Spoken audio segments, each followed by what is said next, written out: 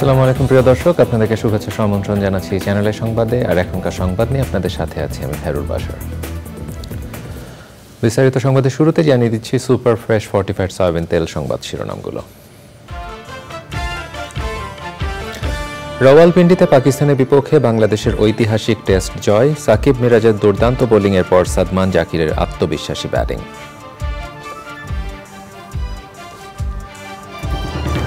জাতির উদ্দেশ্যে সন্ধ্যা 7:30টায় ভাষণ দেবেন প্রধান উপদেষ্টা। একযোগে প্রচার হবে বিটিভি, বিটিভি ওয়ার্ল্ড ও বিটিভি চট্টগ্রাম কেন্দ্র থেকে।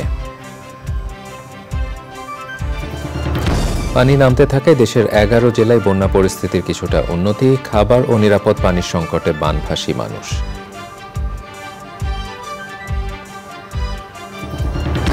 এনজিও সরকার নয়, জনগণের সরকার গঠনে বিএনপির আহ্বান, হাসিনার দোসরদের ক্যান্টনমেন্টে আশ্রয় দেয়া ভুল হয়েছে মন্তব্য। এবং প্রকৃতি প্রেমিক ইনাম আল হকের ৮০তম জন্মদিন আজ। বাসযোগ্য ধরিত্রী বিনির্মাণে পরিবেশ প্রতিবেশ রক্ষায় তরুণ প্রজন্মের কার্যকর অংশগ্রহণের আহ্বান।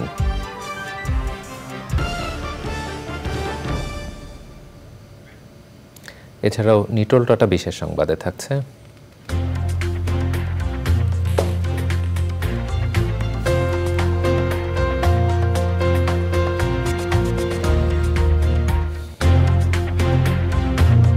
$৩৭ দিন বন্ধ থাকার পর মেট্রো রেল চালুর খবর।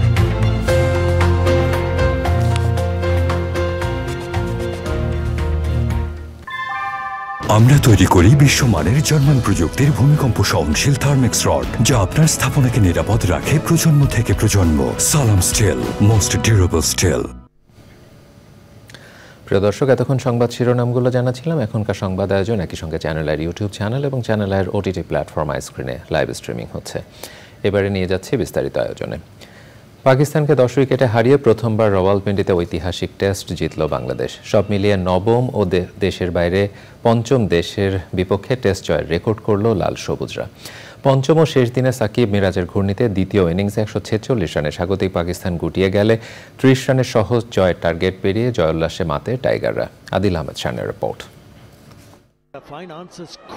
পাকিস্তানের বিপক্ষে প্রথমবারের মতো টেস্ট জয়ের জন্য বাংলাদেশের টার্গেট 30 রানের।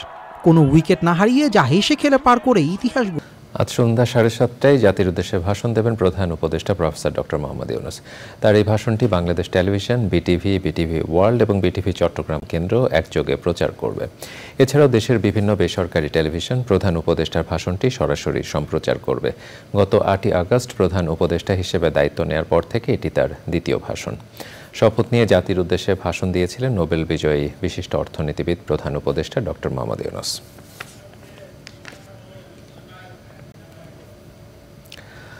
পানি নামতে থাকায় দেশের 11 জেলায় বন্যা পরিস্থিতি কিছুটা উন্নতি হয়েছে। তবে এখনও কুশিয়ারা, মনু, গোমতী, মুহুরী নদীর 5টি পয়েন্টের পানি বিপদসীমার উপর দিয়ে বইছে। ফেনী, নোয়াখালী, কুমিল্লার পরিস্থিতি এখনও নাজুক। বিশেষ করে ফেনীর পশ্চিমাঞ্চলে পানিবন্দী মানুষের খাদ্য, বিশুদ্ধ খাবার পানির সংকট দেখা দিয়েছে। শনিবারের বৃষ্টিতে লক্ষ্মীপুরে বন্যা পরিস্থিতির অবনতি হয়েছে। দেশের দক্ষিণ পূর্বাঞ্চলে 11টি জেলা জুড়ে আকস্মিক বন্যায় বৈষম্য বিরোধী ছাত্র আন্দোলনের উদ্যোগে চতুর্থ দিনের মতো গণত্রাণ সহায়তা কর্মসূচি চলছে। বন্যা দুর্গত এলাকার জন্য ঢাকা বিশ্ববিদ্যালয়ের টিএসসিতে 3 দিনের হিসেবে এখন পর্যন্ত 2.25 কোটি টাকার বেশি অর্থ সহায়তা এসেছে। তবে বিপুল পরিমাণ ত্রাণ সহায়তা সমন্বয়ের জন্য স্বেচ্ছাসেবীদের আহ্বান জানিয়েছেন কেন্দ্রীয় সমন্বয়করা। রিপোর্ট রোকসানা আমিনের। সারা দেশে বন্যা পরিস্থিতিতে গণমানুষের এই ঐক্যবদ্ধ সহযোগিতা দেশপ্রেমের মানবিক উদাহরণ সৃষ্টি করছে।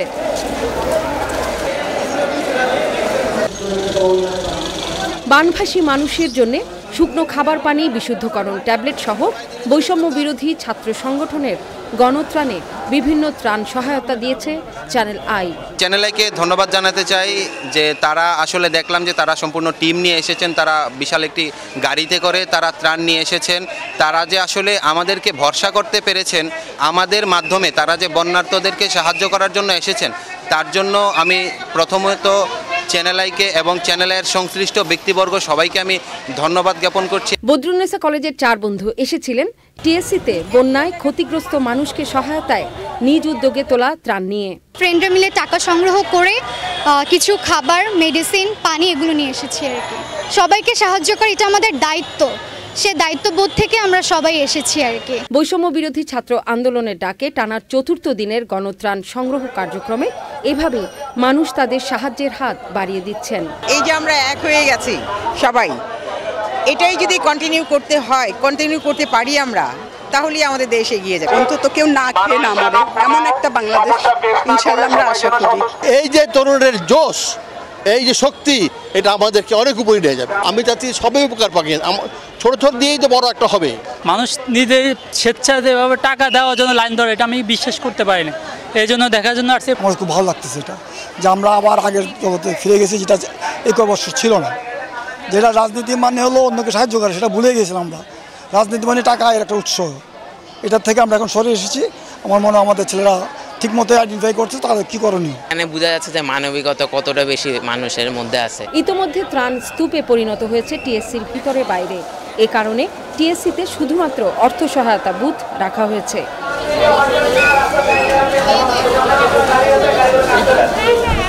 শুকনো খাবার, কাপড় সহ সর্বসাধারণের গণত্রাণের জন্য উন্মুক্ত করা হয়েছে ঢাবির শারীরিক শিক্ষা কেন্দ্র।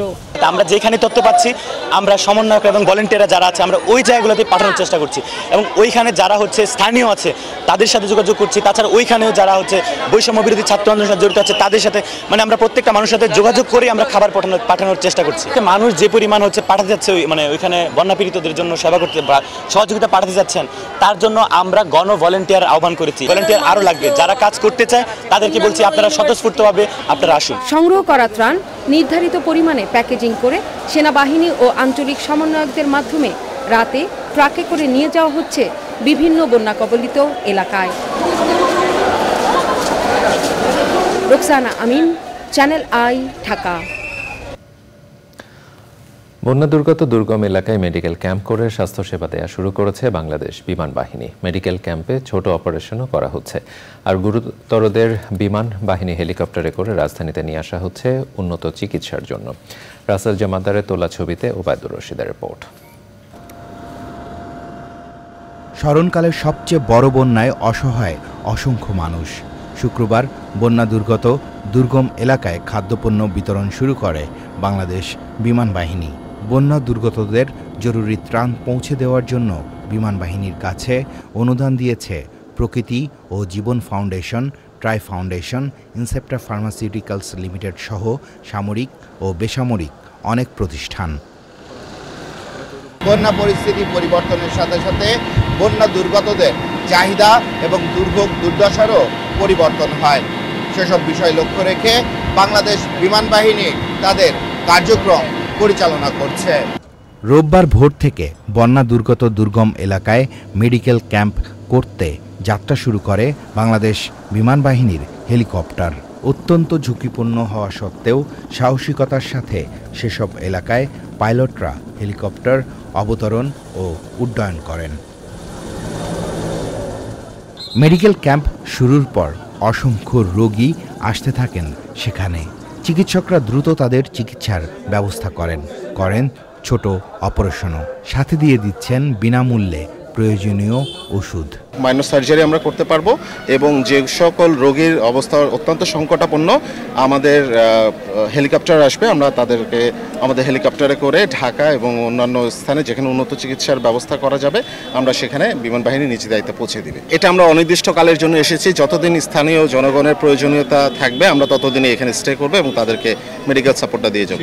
একের পর এক হেলিকপ্টার অবতরণ ও উড্ডয়ন করে বন্যা কবলিত এলাকার মানুষের জন্য যেমন ত্রাণ সহায়তা পৌঁছে দিচ্ছেন, তেমনি অন্তঃসত্ত্বা নারীসহ গুরুতর অসুস্থদের দ্রুত উন্নত চিকিৎসার জন্য ঢাকায় নিয়ে আসছেন বিমান বাহিনীর সদস্যরা। খুব ভালো হেল্প করতেছে আমাদেরকে। পানিতে থাকাতে 4 দিন ওই গায়ে অ্যালার্জি আসি গেছে, ওটার জন্য ইনজেকশন দিয়েছে, ওষুধ দিয়েছে। হেলিকপ্টারে রোগীদের ঢাকায় আনার আগে থেকেই তৈরি থাকে অ্যাম্বুলেন্স। রোগীদের দ্রুত নিয়ে যাওয়া হয় বিশেষায়িত হাসপাতালে। Obaidul Rashid, channel I. দেশে বন্যার্ত অসহায় মানুষের মাঝে দ্রুত সময়ে প্রয়োজনীয় ঔষধ ও আর্থিক অনুদান পৌঁছানোর লক্ষ্যে বাংলাদেশ বিমান বাহিনীকে সহায়তা প্রদান করেছে দেশের অন্যতম শীর্ষ ঔষধ প্রস্তুতকারী প্রতিষ্ঠান ইনসেপ্টা ফার্মাসিউটিক্যালস লিমিটেড। দুপুরে তেজগাঁও ইনসেপ্টা প্রধান কার্যালয়ে প্রয়োজনীয় ঔষধ ও আর্থিক অনুদান হস্তান্তর করেন ইনসেপ্টা ফার্মাসিউটিক্যালস লিমিটেডের ভাইস চেয়ারম্যান হাসনিন মুক্তাদির। এ সময় ইনসেপ্টা ফার্মাসিউটিক্যালস লিমিটেডের অন্যান্য ঊর্ধ্বতন কর্মকর্তারা উপস্থিত ছিলেন।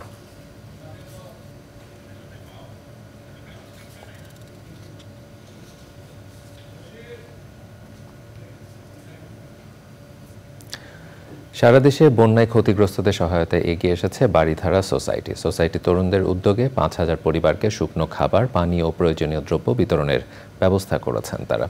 এরই মধ্যে সেনাবাহিনী ও এয়ারফোর্সের সাহায্যে ১,০০০ পরিবারের জন্য ত্রাণ পাঠিয়েছে বাড়িধারা সোসাইটি।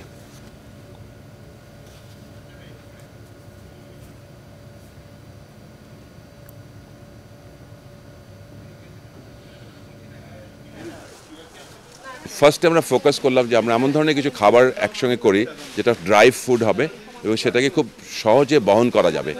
আমরা আর্মির সঙ্গে কথা বলেছি, এয়ারফোর্সের সঙ্গে কথা বলেছি, তারা বলেছে যে এটা খুব ভালো উদ্যোগ হবে, আপনারা এটা করেন, আমরা আপনাদের এটা দুর্যোগ এলাকাতে হেলিকপ্টার দিয়ে ড্রপ করব। সো সেভাবেই শুরু এটা।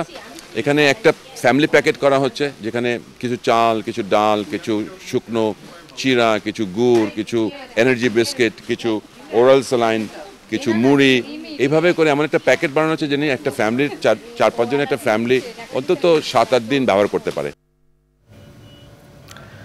এনজিও সরকার নয়, যাদের বিপ্লবের মাধ্যমে দেশ স্বাধীন হয়েছে তাদের নিয়ে জনগণের সরকার করার আহ্বান জানিয়েছে বিএনপি। দলের স্থায়ী কমিটির সদস্য অবসরপ্রাপ্ত মেজর হাফিজউদ্দিন আহমেদ বলেছেন, ভারতে বসে শেখ হাসিনা এখনও ষড়যন্ত্র করছেন। নয়াপল্টনে বিএনপি কেন্দ্রীয় কার্যালয়ে ত্রাণ সংগ্রহ কার্যক্রম উদ্বোধন করেছেন দলের নেতারা।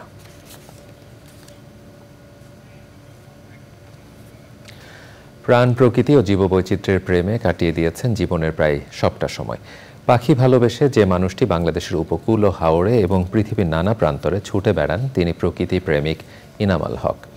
বাংলাদেশে পাখি ও প্রকৃতি চর্চার নতুন দিগন্ত উন্মোচিত হয়েছে এই প্রকৃতি প্রেমিকের হাত ধরে। ৮০তম জন্মদিনে ভবিষ্যতের বাসযোগ্য ধরিত্রী বিনির্মাণে পরিবেশ প্রতিবেশ রক্ষায় তরুণ প্রজন্মের কার্যকর অংশগ্রহণের আহ্বান জানিয়েছেন এই প্রকৃতি প্রেমী। আফরোজা হাসির রিপোর্ট।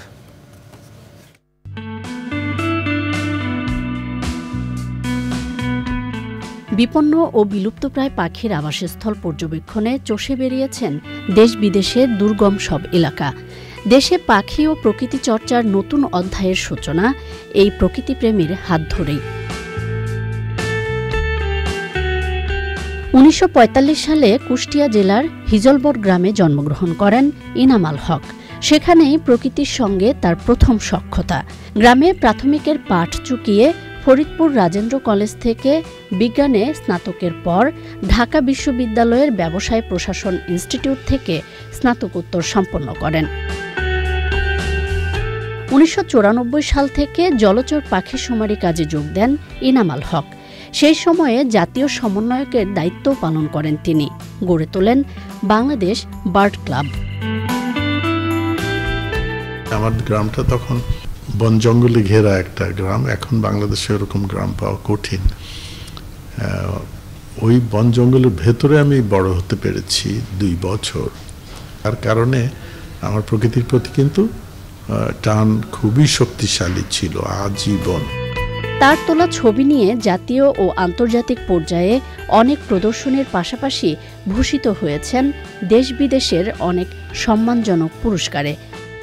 আলোকচিত্রের পাশাপাশি নির্মাণ করেছেন পাখি নিয়ে বেশ কিছু প্রামাণ্যচিত্র। ২০০৩ সালে তিনি বাংলাদেশের ১৯টি গুরুত্বপূর্ণ পাখি সমৃদ্ধ এলাকার একটি ইনভেন্টরি তৈরি করেন, যা আন্তর্জাতিকভাবে গৃহীত।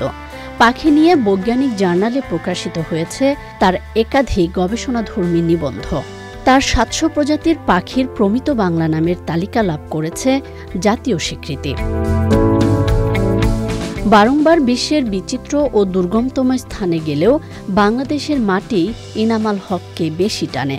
এই দেশের পাখি ও প্রকৃতি সংরক্ষণের কাজকেই তিনি জীবনের ব্রত হিসেবে গ্রহণ করেছেন। এরকম না যে বন্যপ্রাণীর রক্ষার জন্য আমরা আগ্রহী, আমরা আমাদের রক্ষার জন্য আগ্রহী। বন্যপ্রাণীর উপর আমরা এত নির্ভরশীল, অনেকের সেটা জানা নেই। এখনকার তরুণ তরুণীরা অনেকখানি বেশি সজাগ, এটাই সবচেয়ে বড় আশার কথা। এবং আমার মনে হয় এই সংরক্ষণের কাজটা খুব ভালোভাবে এগোবে। জলবায়ু পরিবর্তন হয়ে গেছে এবং বিশ্বের পরিবেশ খুবই বিপন্ন হয়ে গেছে ইতিমধ্যে, এবং আরও হবে সামনে। আমরা যে ভয়ঙ্কর পরিস্থিতিতে পড়েছি, 10 লক্ষ মানুষ পানিবন্দী হঠাৎ করে, এইরকম বন্যা তো আমরা কোনোদিন দেখিনি। এর চেয়ে তো বেশিই হবে সামনে বছরে, ক্রমাগত এর চেয়ে খারাপই হতে থাকবে। ফলে আমাদের হাতে আবার সময় কম, আমাদের অনেক কাজ করতে হবে। এই নিঃসর্গী জীবনের বাকি দিনগুলো কাটাতে চান বাংলার প্রকৃতির মাঝেই।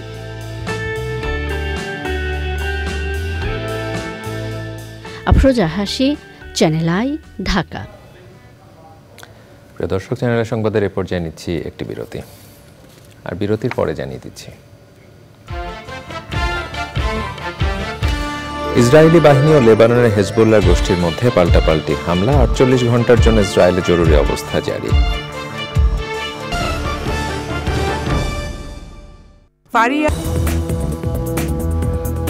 প্রিয় দর্শক, আবার আমন্ত্রণ জানাচ্ছি চ্যানেলের সংবাদে। চাকুরি জাতীয়করণের দাবিতে সচিবালয় ঘেরাও করেছেন কয়েক হাজার আনসার সদস্য। সকালে সারা দেশ থেকে আনসার বাহিনীর সদস্যরা সচিবালয়ের সামনে জড়ো হন। আনসার বাহিনীকে জাতীয়করণ করাই এখন এক দফা দাবি বলে জানিয়েছেন তারা। বৈষম্য বিরোধী সাধারণ আনসারদের ব্যানারে সমাবেশ ও ঘেরাও কর্মসূচি হয়। সমাবেশে আন্দোলনের সমন্বয়করা বলেছেন তারা চাকুরি জাতীয়করণের দাবি করেছিলেন, কিন্তু শনিবার রাতে ডিজি আনসারের নামে তাদের ফোনে একটি খুদে বার্তা দেয়া হয়েছে, যেখানে চাকুরি জাতীয়করণ নয় আত্মীকরণের কথা বলা হয়েছে। চাকুরি জাতীয়করণ না হওয়া পর্যন্ত আন্দোলন চালিয়ে যাওয়ার ঘোষণা দেন আনসার বাহিনীর সাধারণ সদস্যরা। 2009 সালে পিলখানায় বিডিআর বিদ্রোহের ঘটনায় হওয়া মামলার আসামি, সে সময় উপসহকারী পরিচালক বীর মুক্তিযোদ্ধা মোহাম্মদ আব্দুর রহিমের কারাগারে মৃত্যুর ঘটনায় শেখ হাসিনা সহ 13 জনের নামে হত্যা মামলা হয়েছে। ঢাকা মেট্রোপলিটন ম্যাজিস্ট্রেট মোহাম্মদ আখতারুজ্জামানের আদালতে মৃত আব্দুর রহিমের ছেলে অ্যাডভোকেট আব্দুল আজিজ ওই মামলা করেন। সৈয়দ অদিতের রিপোর্ট। সাবেক প্রধানমন্ত্রী শেখ হাসিনা, সাবেক বিজিবি মহাপরিচালক ও সাবেক সেনাপ্রধান জেনারেল আজিজ আহমেদ, বিডিআর বিদ্রোহ মামলার রাষ্ট্রপক্ষের আইনজীবী মোশাররফ হোসেন কাজল, সাবেক কারা মহাপরিদর্শক brigadier general Ashraful Islam Khan, DSCC সাবেক মেয়র শেখ ফজলুল তাপস সহ 13 জনের বিরুদ্ধে মামলা করা হয়। অজ্ঞাত 200 জনকে মামলার আসামি করা হয়েছে। বিডিআর বিদ্রোহের ঘটনায় চাঞ্চল্যকর তথ্য ফাঁস হওয়ার আশঙ্কায় আব্দুর রহিমকে হত্যা করা হয়েছে বলে জবানবন্দিতে জানিয়েছেন তার ছেলে আব্দুল আজিজ।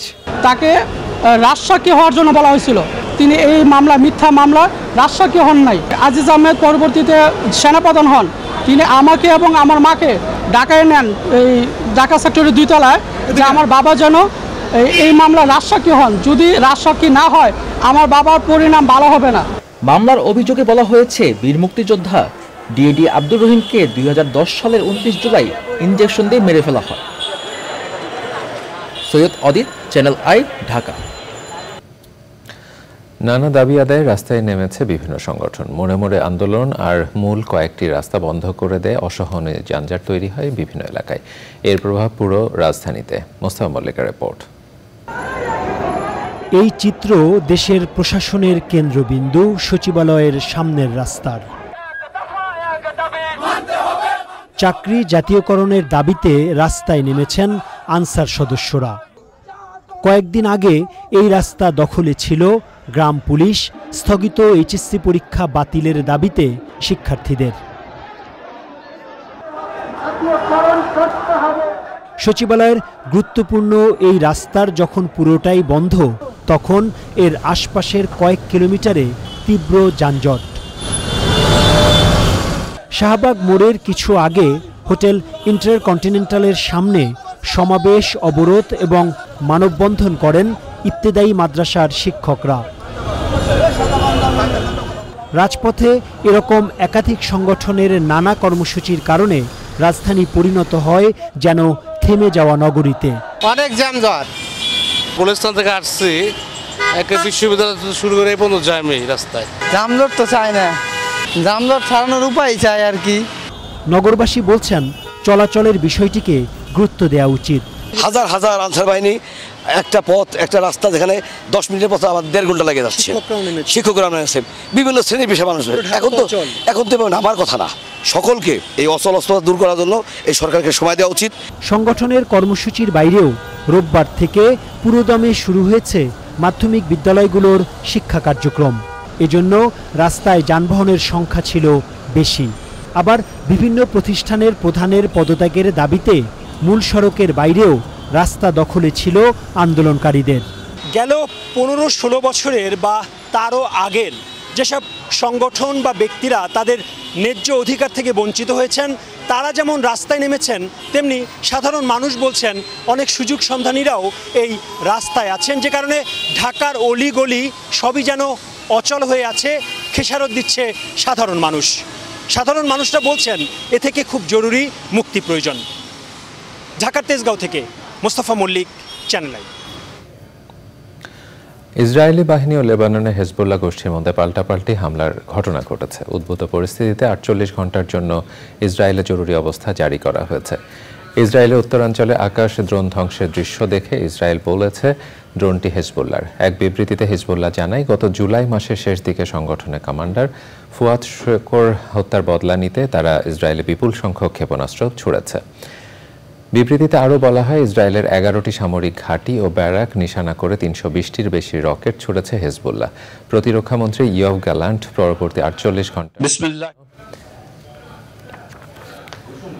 প্রিয় দর্শক, প্রধান উপদেষ্টা ডক্টর মোহাম্মদ ইউনূস জাতির উদ্দেশ্যে ভাষণ দিচ্ছেন। আমরা সরাসরি চলে যাচ্ছি সেখানে। বৃদ্ধ, পুরুষ, মহিলা সবাইকে সালাম জানাচ্ছি। আসসালামু আলাইকুম।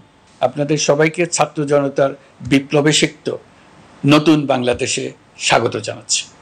গভীর শ্রদ্ধা জানাচ্ছি জুলাই আগস্ট মাসে ফ্যাসিবাদের বিরুদ্ধে ছাত্র জনতার অভ্যুত্থানে নিহত সকলের প্রতি। তাদের আত্মার মাগফিরাত কামনা করছি। তাদের আত্মত্যাগের বিনিময়ে নতুন বাংলাদেশ গড়ার শপথ নিয়ে আমি আপনাদের কাছে কিছু কথা বলতে চাই। শরণার্থীকালের ভয়াবহ বন্যায় যারা মৃত্যুবরণ করেছেন, যারা অসুস্থ হয়ে পড়েছেন বা যারা সর্বস্ব হারিয়েছেন, যারা দুঃসহ জীবনযাপন করছেন, তাদের স্মরণে রেখে আজকের কথাগুলো বলছি। বন্যা দুর্গতদের জীবন দ্রুত স্বাভাবিক করার জন্য যাবতীয় উদ্যোগ সরকারি বেসরকারি পর্যায়ে নেবার আয়োজন করেছি। ভবিষ্যতে সকল ধরনের বন্যা প্রতিরোধে আমাদের আভ্যন্তরীণ এবং প্রতিবেশীদের সঙ্গে যাতে যৌথভাবে নেওয়া যায় সে আলোচনা শুরু করেছে। প্রিয় দেশবাসী, আপনারা জানেন বিপ্লবী ছাত্র জনতা জাতির এই ক্রান্তি লগ্নে আমাকে এক গুরু দায়িত্ব অর্পণ করেছে। তারা নতুন এক বাংলাদেশ গড়তে চায়। নতুন প্রজন্মের এই গভীর আকাঙ্ক্ষাকে বাস্তবে রূপ দেওয়ার সংগ্রামে আমি একজন সহযোদ্ধা হিসেবে তাদের সঙ্গে যোগ দিয়েছি। দেশের সকল বয়সের, সকল পেশার, সকল মতের, সকল ধর্মের সবাইকে বিনা দ্বিধায় এই সংগ্রামে যোগ দেওয়ার আহ্বান জানাচ্ছি। প্রিয় দেশবাসী, লক্ষ লক্ষ শহীদের রক্তের বিনিময়ে এবং লক্ষ লক্ষ মা বোনের আত্মদানের বিনিময়ে যে বাংলাদেশ আমরা পেয়েছিলাম তা ফেসিবাদ এবং স্বৈরাচারের হাতে ধ্বংস হয়ে গেছে। আপনারা দেখেছেন আমাদের প্রতিটি প্রতিষ্ঠানকে তারা কিভাবে শেষ করেছে। দেশের রন্ধ্রে রন্ধ্রে ঢুকে গেছে দুর্নীতি। এমন এক দেশে আমাদের দেশ রূপান্তরিত হয়েছে যেখানে স্বৈরাচারের পিয়নও দুর্নীতির মাধ্যমে 400 কোটি টাকার সম্পদ করার মতো অকল্পনীয় কাজ করে গেছে নির্বিবাদে। শিক্ষা খাতকে পঙ্গু করে দিয়েছে। ব্যাংকিং ও শেয়ার বাজার খাতে লুটপাট, প্রকল্প ব্যয়ে বিশ্ব রেকর্ড, অবাধ সম্পদ পাচার, আইন শৃঙ্খলা রক্ষাকারী সংস্থাকে নিজ দলের পুতুলে রূপান্তর, বাক স্বাধীনতা হরণ, মানবাধিকার হরণ, এসবই হিমশৈলের অগ্রভাগ মাত্র। ক্ষমতা কুক্ষিগত করতে ফ্যাসিবাদী সরকার খর্ব করেছে জনগণের সাংবিধানিক ক্ষমতা ও অধিকার। দুঃশাসন, দুর্নীতি, অন্যায় ও বিচার, নিপীড়ন, বিচারের নামে প্রহসনের মাধ্যমে জনসুরক্ষা বিপন্ন করেছে। জনগণকে নির্যাতন, বঞ্চনা ও বৈষম্যের মুখোমুখি দাঁড় করিয়ে দিয়েছে। নতুন প্রজন্মের মানুষ সহ কোটি কোটি মানুষের ভোটাধিকারকে বছরের পর বছর হরণ করেছে। মানুষের এগিয়ে যাওয়ার পথে সকল ধরনের প্রতিবন্ধকতা তৈরি করে স্বৈরাচার তার নিজের, পরিবারের ও দলের কিছু মানুষের হাতে দেশের মালিকানা তুলে দিয়েছে। প্রিয় দেশবাসী, কিন্তু এই দ্বার প্রান্তে দাঁড়িয়েই আমাদের গড়তে হবে স্বপ্নের বাংলাদেশ, বৈষম্যহীন, শোষণহীন, কল্যাণময় এবং মুক্ত বাতাসের রাষ্ট্রের যে স্বপ্ন নিয়ে ছাত্র জনতা আন্দোলনে ঝাঁপিয়ে পড়েছিল, আমি তাদের সেই স্বপ্ন পূরণে অঙ্গীকারবদ্ধ। আপনাদের সবাইকে এই শুভলগ্নে তাদের স্বপ্ন পূরণে সমস্ত শক্তি নিয়ে এগিয়ে আসার আহ্বান জানাচ্ছি। তাদের স্বপ্ন আমাদের স্বপ্ন। জাতীয় জীবনে তরুণরা একটা মহা সুযোগ সৃষ্টি করে দিয়েছে। আমরা সবাইকে সুযোগ ব্যবহার করার কাজে এগিয়ে আসতে আহ্বান জানাচ্ছি। গণরোষের মুখে ফেসিবাদী সরকার প্রধান দেশ ত্যাগ করার পর আমরা এমন একটি দেশ গড়তে চাই যেখানে প্রতিটি নাগরিকের মানবাধিকার থাকবে পুরোপুরি সুরক্ষিত। আমাদের লক্ষ্য একটাই, উদার, গণতান্ত্রিক, বৈষম্যহীন, অসাম্প্রদায়িক বাংলাদেশ। আমরা এক পরিবার, আমাদের এক লক্ষ্য। কোনো ভেদাভেদ যেন আমাদের স্বপ্নকে ব্যাহত করতে না পারে, সেজন্য আমরা প্রতিজ্ঞাবদ্ধ। বর্তমান সরকারের দায়িত্ব গ্রহণের মাত্র 2 সপ্তাহ শেষ হলো। কর্মযাত্রার প্রথম পর্যায়ে রাষ্ট্র সংস্কারের কাজে আপনাদের কাছ থেকে যে সমর্থন পাচ্ছি সেজন্য আন্তরিক ধন্যবাদ। আমরা অনুধাবন করছি যে আমাদের কাছে আপনাদের প্রত্যাশা অনেক। এই প্রত্যাশা পূরণে আমরা বদ্ধপরিকর। যদিও দীর্ঘদিনের গণতন্ত্রহীনতা, 15 বছরের ফেসিবাদী শাসন ব্যবস্থা প্রায় প্রতিটি ক্ষেত্রেই আমাদের জন্য পর্বতসম চ্যালেঞ্জ রেখে গিয়েছে, কিন্তু এই চ্যালেঞ্জ গ্রহণে আমরা প্রস্তুত। আজ আমি সরকারের পক্ষ থেকে আপনাদের দোয়া ও সহযোগিতা কামনা করতে আপনাদের সামনে এসেছি। শুধু আমি বলবো, আপনাদের একটু ধৈর্য ধরতে হবে। এখনই সব দাবি পূরণ করার জন্য জোর করা, প্রতিষ্ঠানে ঢুকে ব্যক্তিবিশেষকে হুমকির মধ্যে ফেলা, মামলা গ্রহণের জন্য চাপ সৃষ্টি করা, বিচারের জন্য গ্রেফতারকৃত ব্যক্তিকে আদালতে হামলা করে আগেই এক ধরনের বিচার করে ফেলার যে প্রবণতা, তা থেকে বের হতে হবে। ছাত্র জনতার বিপ্লবের গৌরব ও সম্ভাবনা এসব কাজে ম্লান হয়ে যাবে। নতুন বাংলাদেশ গড়ার প্রচেষ্টা হতে ব্যাহত হবে। রাতারাতি এই পরিস্থিতি থেকে উত্তরণ কঠিন। নড়বড়ে এক কাঠামো, আমি বরং বলবো জনস্বার্থের বিপরীতমুখী এক কাঠামোর উপর দাঁড়িয়ে আমাদেরকে দেশ পুনর্গঠনের কাজে হাত দিতে হয়েছে। আমরা এখান থেকেই বাংলাদেশকে এমনভাবে করতে চাই যেন এদেশে জনগণই সত্যিকার অর্থে সকল ক্ষমতার উৎস হয়, বিশ্ব দরবারে একটি মানবিক ও কল্যাণকর রাষ্ট্র হিসেবে সমাদৃত হয়। তরুণ প্রজন্ম, শিক্ষার্থী ও জনতার আত্মত্যাগের প্রতি সম্মান জানাতে রাষ্ট্র সংস্কারের কাজে সফল আমাদের হতেই হবে। এর আর কোনো বিকল্প নেই।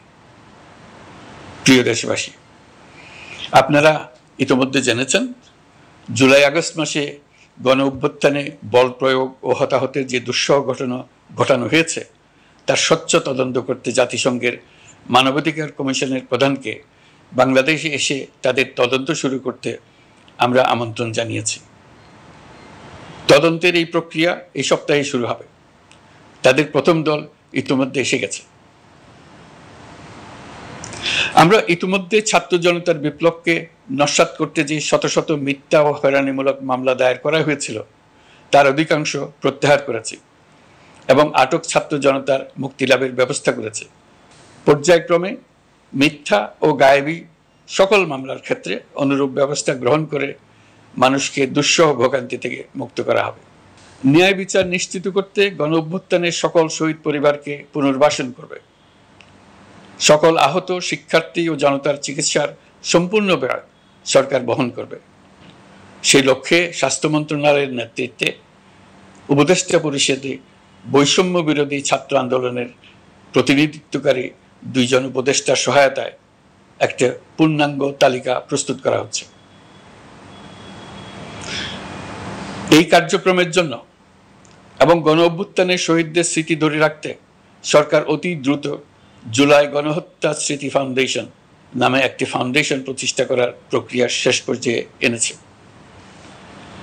আপনাদের সবার এবং বিদেশে অবস্থানরত ভাই বোনদের অনুদান এই প্রতিষ্ঠানে পাঠানোর জন্য অনুরোধ করছি।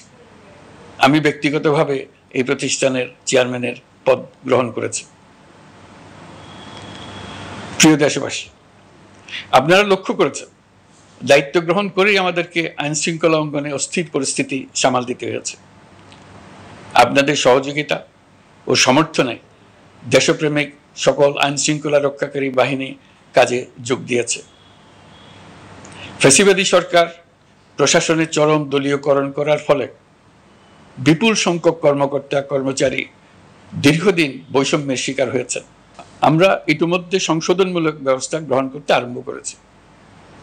তবে প্রশাসনকে গতিশীল রাখতে এবং একই সাথে সুনির্দিষ্ট পদ্ধতি অনুসরণ করে সঠিক সিদ্ধান্তে উপনীত হতে সময় প্রয়োজন। সেজন্য সকলকে ধৈর্য ধরার অনুরোধ করছি। প্রশাসনের সকল ক্ষেত্রে প্রতিষ্ঠানগুলো যেন জনগণের আস্থা ফিরে পায়, সেটি আমাদের অন্যতম উদ্দেশ্য। লুটপাট ও দুর্নীতির আখড়ায় পরিণত করা ব্যাংকিং খাতে সুশাসন নিশ্চিত করার জন্য আমরা উদ্যোগ নিয়েছি। এই খাতে দক্ষ জনবল নিয়োগ দেওয়া হচ্ছে। ব্যাংকিং খাতে শৃঙ্খলা স্থাপন, ব্যবসা বাণিজ্যে সহায়ক পরিবেশ তৈরি এবং জনগণের জীবনযাপন সহজ করতে নিত্য প্রয়োজনীয় দ্রব্যমূল্য ও মূল্যস্ফীতি নিয়ন্ত্রণে আনার আমরা উদ্যোগ সচল করেছি। ব্যাংকিং খাতে দীর্ঘমেয়াদী সংস্কারের জন্য ব্যাংক কমিশন গঠন করা হবে। আর্থিক খাতে সার্বিক পরিস্থিতি ও সংস্কার বিষয়ে একটি রূপকল্প তৈরি করা হবে, যা দ্রুত জনসমক্ষে প্রকাশ করা হবে। শেয়ার বাজার, পরিবহন খাত সহ যেসব ক্ষেত্রে চরম বিশৃঙ্খলা বিরাজ করছে তা নিরসনের দ্রুত পদক্ষেপ নেওয়া হচ্ছে। বিচার বিভাগকে দুর্নীতি ও দলীয় প্রভাব মুক্ত করতে কার্যক্রম শুরু হয়েছে। একটি সুনির্দিষ্ট প্রক্রিয়ার মধ্য দিয়ে বিচার বিভাগের স্বাধীনতা ও জবাবদিহিতা নিশ্চিত করার উদ্যোগ নেওয়া হয়েছে। ফ্যাসিবাদী সরকারের বিচার বহির্ভূত হত্যাকাণ্ড, গুম, খুন, অপহরণ এবং আয়নাঘরের মতো চরম ঘৃণ্য সকল অপকর্মের ন্যায় বিচার নিশ্চিত করা হবে। এসব অপকর্মের সঙ্গে জড়িত সকলের বিচার নিশ্চিত করা হবে। তালিকা প্রস্তুত করে মিথ্যা মামলা প্রত্যাহার করা হবে। দুর্নীতি ও সম্পদ পাচারের বিচার করা হবে। আইন শৃঙ্খলার ক্ষেত্রে জনমুখী ও দলীয় প্রভাবমুক্ত জবাবদিহিমূলক কাঠামো সৃষ্টির লক্ষ্যে পুলিশ কমিশন গঠন করা হবে।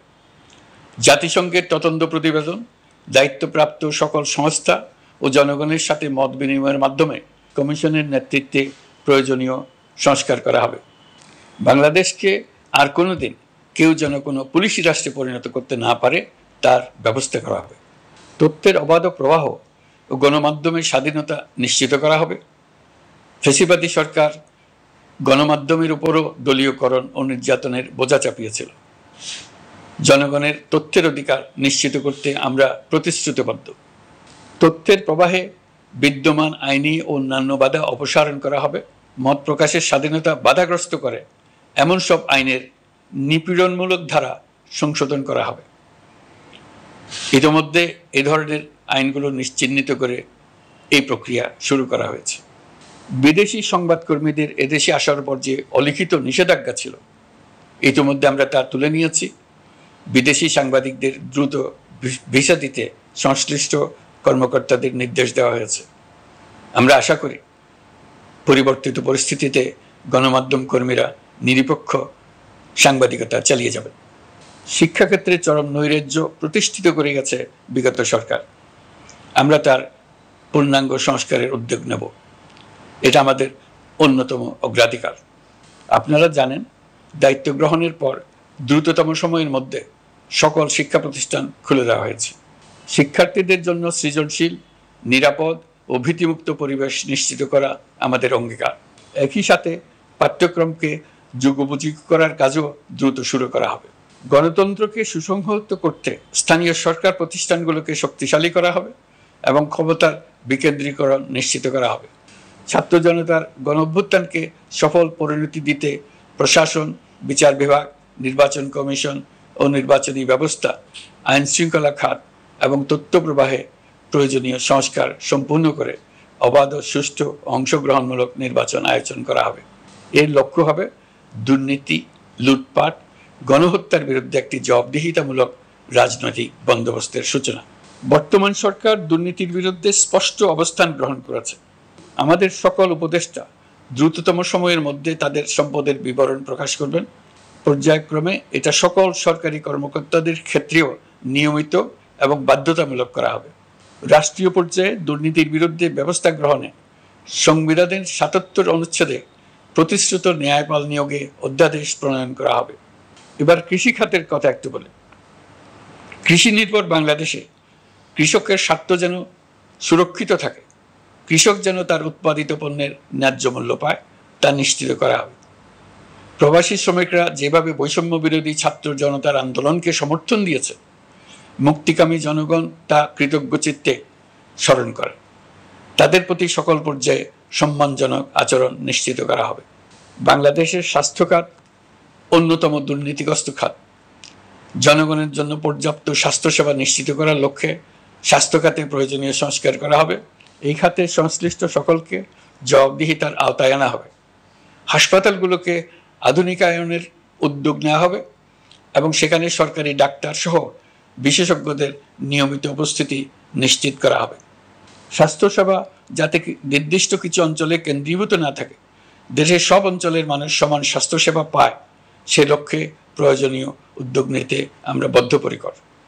বর্তমান প্রজন্ম অনেক বেশি সচেতন। বিশ্বের বিভিন্ন প্রান্তে ঘটে যাওয়া পরিবর্তন বিষয়ে তারা ওয়াকিবহাল শুধু নয়, তারা নেতৃত্ব দিচ্ছে। তারা যে উন্নয়নের স্বপ্ন দেখে তা টেকসই এবং পরিবেশ বান্ধব, প্রকৃতি ধ্বংসকারী উন্নয়ন নয়। শুধু জিডিপি একটি দেশের উন্নয়নের মাপকাঠি হতে পারে না। নদী, নালা, খাল, বিল দূষিত করে যে উন্নয়ন হয় তা দীর্ঘমেয়াদী টেকসই নয়। বিশ্ব জ্বালানির বিরুদ্ধে পরিবেশবাদীদের সাথে আমাদের সরকারের অবস্থান সামঞ্জস্যপূর্ণ। জলবায়ু পরিবর্তন রোধ করতে এবং আগামী প্রজন্মের জন্য সুস্থ একটা পৃথিবী রেখে যেতে কার্বন নিঃসরণ শূন্যের কোটায় নামিয়ে আনার বিকল্প নেই। আমাদের সরকার পরিবেশ ও জলবায়ু রক্ষায় সর্বোচ্চ গুরুত্ব দেবে। এই কার্যক্রমে তরুণ সম্প্রদায়কে সম্পৃক্ত করা হবে। ইতোমধ্যে বিভিন্ন রাষ্ট্র ও জাতিসংঘ বর্তমান সরকারের কর্মসূচির প্রতি সমর্থন ব্যক্ত করেছে। আমরা সকল রাষ্ট্রের সাথে বন্ধুত্বপূর্ণ সম্পর্ক বজায় রাখব। আমাদের পররাষ্ট্রনীতির ভিত্তি হবে পারস্পরিক আস্থা, বিশ্বাস ও সহযোগিতা। আমরা মানবাধিকার আইন সহ সকল আন্তর্জাতিক আইনের প্রতি শ্রদ্ধাশীল। আমাদের পক্ষ থেকে গুম বিষয়ক আন্তর্জাতিক চুক্তির পক্ষরাষ্ট্র হওয়া সহ বিভিন্ন পদক্ষেপ নেওয়া হয়েছে। ইতিমধ্যে পক্ষভুক্ত এমন সকল আঞ্চলিক ও দ্বিপাক্ষিক চুক্তি ও সমঝোতা বাস্তবায়ন করে যাব। আমাদের সরকার রোহিঙ্গা সমস্যার বাস্তবসম্মত সমাধানের লক্ষ্যে আন্তর্জাতিক সম্প্রদায়ের সাথে কাজ করে যাবে। আমরা জাতীয় ঐক্যে বিশ্বাসী। প্রয়োজনীয় সংস্কারের লক্ষ্যে রাজনৈতিক ঐক্যের মধ্য দিয়ে নিশ্চিত করা হবে নারী, শিশু, প্রতিবন্ধী, ধর্মীয় সংখ্যালঘু, আদিবাসী সকলেই এদেশের নাগরিক এবং সমান আইনের সুরক্ষার অধিকারী।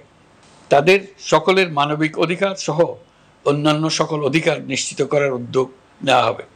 এই জন্য আমি উপদেষ্টা পদমর্যাদা সম্পন্ন একজন বিশেষ সহকারী নিয়োগ দিয়েছি, যার দায়িত্ব হবে জাতীয় সংহতি উন্নয়ন। বন্যা কবলিত এলাকার সকল মানুষের দুর্ভোগ লাঘবে সরকার সঠিক সহায়তা দেওয়ার জন্য সরকারের যত কার্যক্রম আছে তাদের সচল করেছে। ইতিমধ্যে উপদেষ্টাবৃন্দ বিভিন্ন এলাকার দায়িত্ব নিয়ে এলাকায় গেছেন।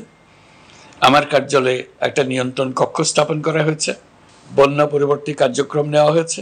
ভবিষ্যতে বন্যা নিয়ন্ত্রণের জন্য করণীয় কি স্থির করার জন্য পদক্ষেপ নেওয়া হচ্ছে। দেশপ্রেমিক সেনাবাহিনী, পুলিশ, বিজিবি, র্যাবকে গুম নির্যাতনের কাজে লাগিয়ে তাদের কলঙ্কিত করা হয়েছে। তারা দেশের গৌরব। তাদেরও কিছু অতি উৎসাহী সদস্যের কারণে পুরো বাহিনীকে আমরা কলঙ্কিত দেখতে চাই না। আমরা অপরাধীদের চিহ্নিত করতে চাই এবং তাদের শাস্তি দিতে চাই, যেন ভবিষ্যতে কারো হুকুমে দেশপ্রেমিক কোনো বাহিনীর, পুলিশের, র্যাবের কোনো সদস্য হত্যাকাণ্ড, গুম ও অত্যাচারে জড়িত হওয়ার সাহস না করে। তাদের কাছে হুকুম যত বড় কর্তৃপক্ষের কাছ থেকে আসুক না কেন, তারা তা উপেক্ষা করবে। ভবিষ্যতে উপরওয়ালার হুকুমে এমন ঘৃণ্য কাজ করতে বাধ্য হয়েছে এমন ব্যাখ্যা কারো কাছে গৃহীত না হয় তার ব্যবস্থা করা হবে। আমি দেশরক্ষা বাহিনী, পুলিশ বাহিনী এবং অন্যান্য সহল বাহিনীকে নির্দেশ দিয়েছি তারা তাদের মধ্যে যারা হত্যাকাণ্ড, গুম, খুন বা শারীরিক মানসিক অত্যাচারে সরাসরি জড়িত তাদের চিহ্নিত করে বিচারের ব্যবস্থা করতে, যারা গুম হয়েছে, হত্যার শিকার হয়েছে তাদের তালিকা প্রস্তুত করতে, তাদের পরিবার সমূহকে সান্ত্বনা দেওয়ার ভাষা আমার নাই। তাদের জীবনে শান্তি ফিরিয়ে আনতে আমরা প্রচেষ্টা অব্যাহত রাখব। আমি সকল দেশরক্ষা বাহিনী ও আইনশৃঙ্খলা বাহিনীকে তাদের উপর জনগণের সম্পূর্ণ আস্থা ফিরিয়ে আনতে সকল পদক্ষেপ গ্রহণ করতে নির্দেশ দিয়েছি। গত 15 বছরের দুর্নীতি, অর্থ পাচার ও জনস্বার্থ বিরোধী চুক্তি স্বাক্ষর, প্রকল্পের নামে লুটপাট ইত্যাদি তথ্য নিয়ে একটি শ্বেতপত্র প্রণয়নের জন্য আমি ইতিমধ্যে একটি কমিটি গঠন করেছি। আমি বিভিন্ন দেশের রাষ্ট্রদূত এবং দাতা সংস্থার প্রতিনিধিদের সঙ্গে বৈঠক করেছি এবং করে যাচ্ছি। ছাত্র জনতার গণঅভ্যুত্থানের পর দেশ গঠনের জন্য সকল প্রকার আর্থিক অন্যান্য সহযোগিতার জন্য তাদেরকে অনুরোধ জানাচ্ছি। তারা এই ব্যাপারে আগ্রহ দেখাচ্ছে। তাদের কাছে আমাদের প্রস্তাব সমূহ প্রণয়ন করে দ্রুত পাঠানোর ব্যবস্থা নিয়েছে। তাদেরকে অনুরোধ জানিয়েছি তারা যেন পরিস্থিতির কারণে অতি দ্রুত অর্থ ছাড় করার ব্যবস্থা নেন। তাদেরকেও বলেছি যে অবস্থার মধ্য দিয়ে আমরা যাচ্ছি তা যেমন একটি দুর্যোগপূর্ণ সময়, তেমনি এটা জাতির জীবনে মস্ত বড় সুযোগ। এই সুযোগকে যেন আমরা পূর্ণভাবে কাজে লাগাতে পারি, সেজন্য তাদের সহযোগিতা চেয়েছি। এই গণ অভ্যুত্থানে বিদেশে অবস্থানকারী বাংলাদেশিরা অত্যন্ত গুরুত্বপূর্ণ ভূমিকা পালন করেছেন। জাতি তাদের অবদান বিশেষভাবে স্মরণ করবে। নতুন বাংলাদেশ গড়ার কাজে আমরা তাদের অংশগ্রহণ চাইব। আমাদের একটি লক্ষ্য হবে বিদেশগামী এবং প্রত্যাবর্তনকারী প্রত্যেক প্রবাসী শ্রমিককে মর্যাদা ও সম্মানের সঙ্গে দেশে আসা এবং যাওয়া নিশ্চিত করা। সে ব্যাপারে শিগগিরই পদক্ষেপ নেওয়া হবে। বিদেশে অবস্থানরত সকলের কাছে আমার আবেদন তারা যেন তাদের উপার্জিত অর্থ অফিসিয়াল চ্যানেলে দেশে পাঠান। দেশের অর্থনৈতিক সংকট উত্তরণে এই অর্থ বিশেষভাবে প্রয়োজন। কি কি ব্যবস্থা নিলে তাদের জন্য অফিসিয়াল চ্যানেলে অর্থ পাঠানো সহজ হবে সেটা সম্বন্ধে আমরা তাদের পরামর্শ নেব। সারা দেশ ঘুষের মহাসমুদ্রে নিমজ্জিত। কিভাবে ঘুষ থেকে আমরা মুক্ত হতে পারি তার জন্য আমাদের পরামর্শ দেন। শুধু এই কাজটা নিয়ে অগ্রসর হতে পারলেই আমি মনে করি দেশের জন্য এই সরকার একটা গুরুত্বপূর্ণ অবদান রেখে গেছে বলে স্মরণীয় হয়ে থাকবে। আমি কথা দিচ্ছি এই ব্যাপারে আমি আমার সর্বশক্তি নিয়োজিত করব। আমাদের দায়িত্ব দেশের সকল মানুষকে একটি পরিবারের বন্ধনে আবদ্ধ করা। পরিবারে মতভেদ থাকবে, বাকবিতণ্ডা হবে, কিন্তু আমরা ভাই বোন, আমরা বাবা মা, আমরা কেউ কারো শত্রু না। কাউকে তার মতের জন্য শত্রু মনে করব না, কাউকে ধর্মের কারণে শত্রু মনে করব না, কাউকে লিঙ্গের কারণে শত্রু মনে করব না। আমরা সবাই সমান, কেউ কারো উপরে, কেউ কারো নিচে না। এই ধারণা আমরা জাতীয় জীবনের সর্বক্ষেত্রে প্রতিষ্ঠিত করতে চাই। একটা বিশেষ ব্যাপারে আমরা আপনাদের সহযোগিতা চাচ্ছি। আমাদের দায়িত্ব গ্রহণের পর থেকে প্রতিদিন সচিবালয়ে, আমার অফিসের আশেপাশে, শহরের বিভিন্ন স্থানে সমাবেশ করা হচ্ছে। গত 16 বছরের অনেক দুঃখ কষ্ট আপনাদের জমা আছে, সেটা আমরা বুঝি। আমাদের যদি কাজ করতে না দেন তাহলে দুঃখ ঘোচানোর সকল পথ বন্ধ হয়ে যাবে। আপনাদের কাছে একান্ত অনুরোধ, আমাদের কাজ করতে দেন। আপনাদের যা চাওয়া তা লিখিতভাবে আমাদেরকে দিয়ে যান। আমরা আপনাদের বিপক্ষ দল নয়। আইনসঙ্গতভাবে যা কিছু করার আছে আমরা অবশ্যই তা করব, কিন্তু আমাদেরকে ঘেরাও করে এই গুরুত্বপূর্ণ দিনগুলোতে আমাদের কাজে বাধা দেবেন না। সবাই মিলে তাদের বোঝান তারা যেন এই সময়ে তাদের অভিযোগের প্রতি দৃষ্টি আকর্ষণের জন্য আমাদের দৈনন্দিন গুরুত্বপূর্ণ কাজে বাধা না দেন। একটা বিষয়ে সবাই জানতে আগ্রহী, কখন আমাদের সরকার বিদায় নেবে। এটার জবাব আপনাদের হাতে। কখন আপনারা আমাদেরকে বিদায় দেবেন? আমরা কেউ দেশ শাসনের মানুষ নই। আমাদের নিজ নিজ পেশায় আমরা আনন্দ পাই। দেশের সংকটকালে ছাত্রদের আহ্বানে আমরা এই দায়িত্ব গ্রহণ করেছি। আমরা সমস্ত শক্তি দিয়ে দায়িত্ব পালন করব। আমাদের উপদেষ্টা মণ্ডলীও এই লক্ষ্যে উদ্বুদ্ধ হয়ে সবাই মিলে একটা টিম হিসেবে কাজ করে যাচ্ছি। কখন নির্বাচন হবে সেটা সম্পূর্ণ রাজনৈতিক সিদ্ধান্ত, আমাদের সিদ্ধান্ত নয়। দেশবাসীকে ঠিক করতে হবে আপনারা কখন আমাদেরকে ছেড়ে দেবেন। আমরা ছাত্রদের আহ্বানে এসেছি তারা আমাদের প্রাথমিক নিয়োগকর্তা। দেশের আপামর জনসাধারণ আমাদের নিয়োগ সমর্থন করেছে। আমরা ক্রমাগতভাবে সবাইকে বিষয়টি স্মরণ করিয়ে যাব, যাতে হঠাৎ করে এই প্রশ্ন উত্থাপিত না হয়, আমরা কখন যাব। তারা যখনই বলবে আমরা চলে যাব। আমরা সংস্কারের অংশ হিসেবে নির্বাচন কমিশনকেও সংস্কার করব। কমিশনকে যে কোনো সময় আদর্শ নির্বাচনের জন্য প্রস্তুত রাখব। আমরা বিভিন্ন সংস্কারের কাজ শুরু করেছি। দেশবাসীকে অনুরোধ করব একটা আলোচনা শুরু করতে। আমরা সর্বনিম্ন কি কি কাজ সম্পূর্ণ করে যাব, কি কি কাজ মোটামুটি করে গেলে হবে। এই আলোচনার মাধ্যমে আমরা একটা দিক নির্দেশনা পেতে পারি। তবে চূড়ান্ত সিদ্ধান্ত রাজনৈতিক সিদ্ধান্ত, সেটা রাজনৈতিক আলোচনা থেকেই আসবে। এই দিক নির্দেশনা না পেলে আমরা দাতা সরকার এবং আন্তর্জাতিক অর্থনৈতিক প্রতিষ্ঠানসমূহের সঙ্গে আলোচনায় দৃঢ়তার সঙ্গে অগ্রসর হতে পারছি না। আমি নিশ্চয়তা দিচ্ছি, আমরা আমাদের পক্ষ থেকে মেয়াদ বৃদ্ধির কোনো প্রশ্ন তুলব না। আমরা আপনাদের সকলের দোয়া চাই। যেই কদিন আছি সেই সময়টুকু উপদেষ্টা মণ্ডলীর প্রত্যেকে নিজ নিজ সাধ্যমতো দেশের এই সংকটকালে সংকট উত্তরণে যেন নিজ নিজ মেধা সাধ্যমতো কাজে লাগাতে পারে। নতুন বাংলাদেশ গড়ার যে সুযোগ ছাত্র জনতার রক্তের বিনিময়ে আমরা অর্জন করলাম, আমরা আমাদের মতানৈক্যের কারণে সেটা যেন হাতছাড়া করে না ফেলে, এটা আমরা নিশ্চিত করতে চাই। এই সুযোগ এবার হারিয়ে ফেললে আমরা জাতি হিসেবে পরাজিত হয়ে যাব। শহীদ, আহত এবং জীবিত ছাত্র জনতার কাছে আমরা প্রতিজ্ঞাবদ্ধ থাকতে চাই। আমরা এই অর্জনকে কিছুতেই হারিয়ে যেতে দেব না। যে সুযোগ তারা আমাদেরকে দিয়েছে তার মাধ্যমে আমাদের দেশকে পৃথিবীর একটি শ্রদ্ধেয়, সকল দিকে দৃষ্টান্ত স্থাপনকারী দেশে পরিণত করতে আমরা শপথ নিয়েছি।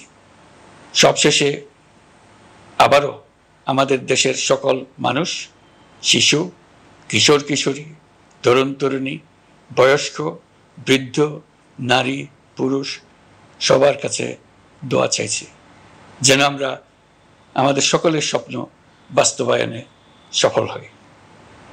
আল্লাহ আমাদের সহায় হন, আমাদের সবার মঙ্গল করুন। জাতির উদ্দেশ্যে ভাষণ দিচ্ছিলেন প্রধান উপদেষ্টা ডক্টর মোহাম্মদ ইউনূস। এবারে নিটোল টাটা বিশেষ সংবাদ।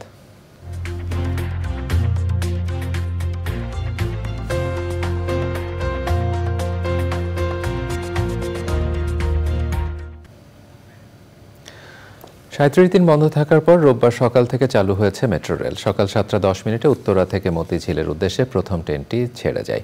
দীর্ঘ সময় ভোগান্তির পর মেট্রো চালু হওয়ায় খুশি যাত্রীরা। মেট্রো স্টেশন পরিদর্শন করে সড়ক পরিবহন ও সেতু মন্ত্রণালয়ের উপদেষ্টা বলেছেন, কোনো কারণেই যেন মেট্রো চলাচল আর বন্ধ না হয় সে ব্যাপারে সজাগ থাকবে সরকার। এবারে পূবালী ব্যাংক বাণিজ্য সংবাদ।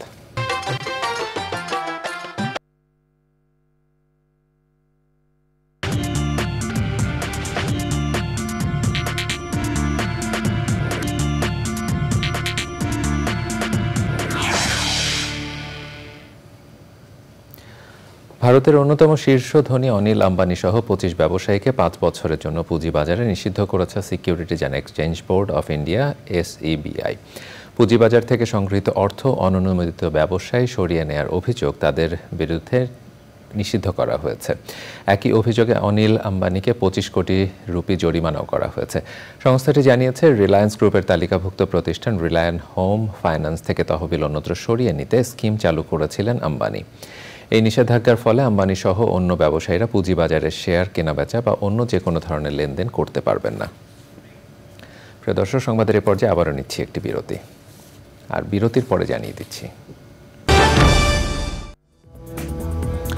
প্রিয় দর্শক, আবার আমন্ত্রণ জানাচ্ছি চ্যানেল আই সংবাদে। এবারে খেলার খবর।